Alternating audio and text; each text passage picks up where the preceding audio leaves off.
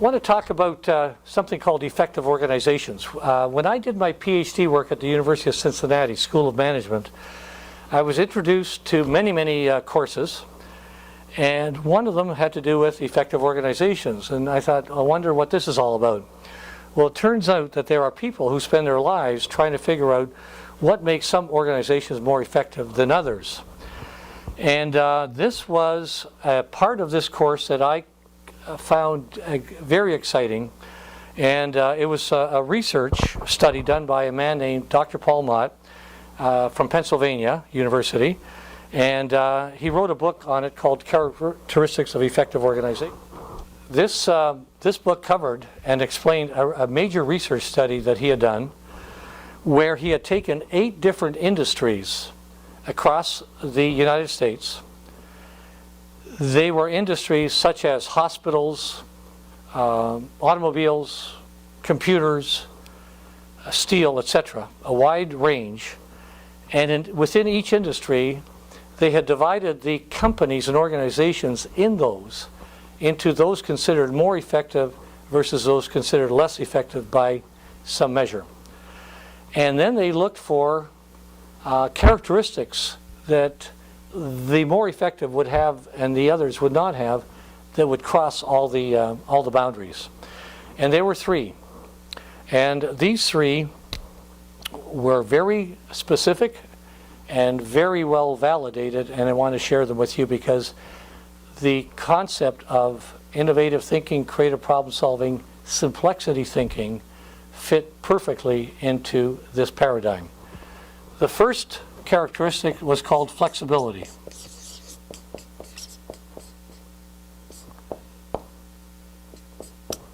And flexibility meant something very specific. It was the ability of an organization to react to unexpected events, emergencies, opportunities, something that they had no possibility of expecting, and were very good at reacting quickly with a high quality result, reacting in such a way that they were seen as responsible, did a good job by their customers, society, and themselves. The second one we called efficiency. And efficiency, the key word here is the routine. What Mott discovered was that effective organizations are efficient in such a way that they turn out a high quantity of their product or service, a high quality of their product or service, and at a relatively low cost, high output over input ratio. And these companies or organizations knew their customers, they knew their customers' desires, they knew their products, they had developed extremely good procedures inside the organization to deliver those goods and services with high quantity, quality, and low cost. And they continuously did continuous improvement to improve those routines. So they didn't invent any new things here, but they made the routines they were using and their procedures better and better and better. Now the third one was called adaptability. And the key to adaptability is the word proactive. Effective organizations also are adaptable, and this means that they don't wait for problems to occur. They don't wait for new trends to come to them. They are proactive in finding new problems to solve, anticipating opportunities and challenges and new trends, and having good solutions ready when those problems and opportunities come to them.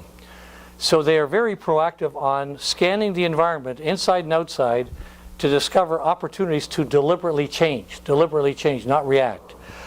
Another aspect of this is deliberately looking outside the organization for new methods and technologies that they could bring in that might actually disrupt their efficiency and move it to a higher level. Because they know that if they don't do it, somebody else will do it before them, as opposed to saying, let's wait. So it's a deliberate disruptive characteristic that forces change rather than waits for it to come, and it is not polishing a routine, often disrupts a routine.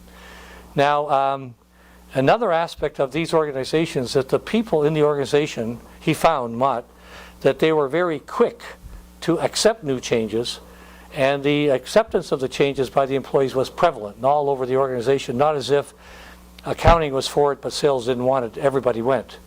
So adaptability is very proactive, deliberate, change-making, disruptive, and all three of these are very, very important for a good organization to have.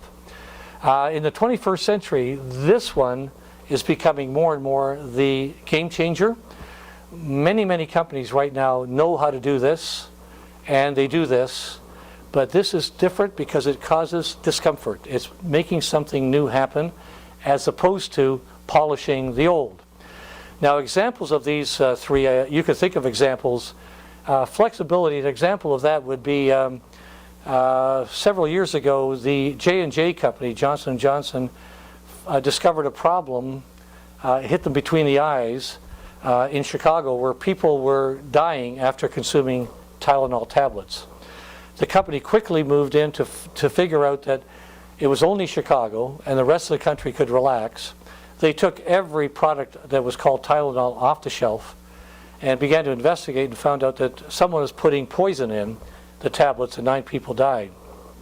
Out of that, the company turned that crisis into an opportunity where they had a big hand in moving to capsules and developing all kinds of new foolproof devices that we all have to struggle with. And they're seen as the company who did a very good job on protecting the public and also turning that problem into an opportunity for themselves to innovate.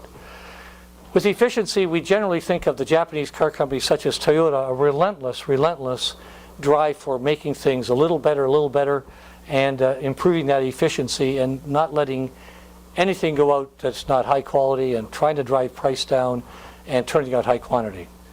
Now, adaptability is more difficult because it requires a real shift in people's behaviors. But it can happen if a company really wants it.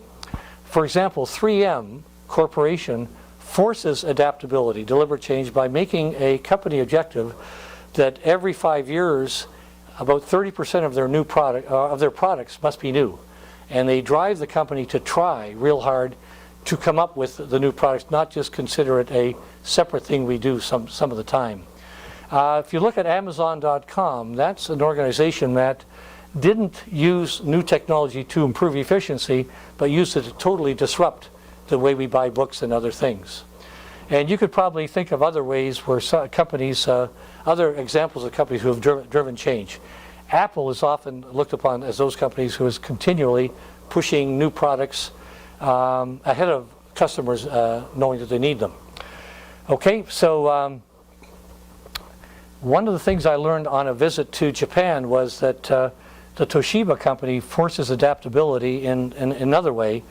They say that every year we hire new scientists and engineers just for R&D, just like you do in North America. But unlike you, we put people who join the company as R&D scientists and engineers, not in R&D right away, but we put them in a different part of the company to start their careers. And that part of the company is sales. When I asked them why, they said, we put them into sales so they can start discovering the problems that customers have. Because the innovation process begins with discovering problems that people don't even know they have, and then developing new products and services that are new but solve those problems. Okay, so the idea here is getting people to raise their awareness to the subject of deliberately seeking problems and opportunities for innovation. But again, good companies can do all three of these, and more, this is where we're at in the 21st century, and it's driving change. So this is the way we look at driving change in problem solving, innovation, and if anyone asks you, why would we want to bring complexity thinking into our company or creative thinking in our company, this is an example of why it should be done. It's a way of hitting these three very important aspects of effective organizations and helping us do all three of them.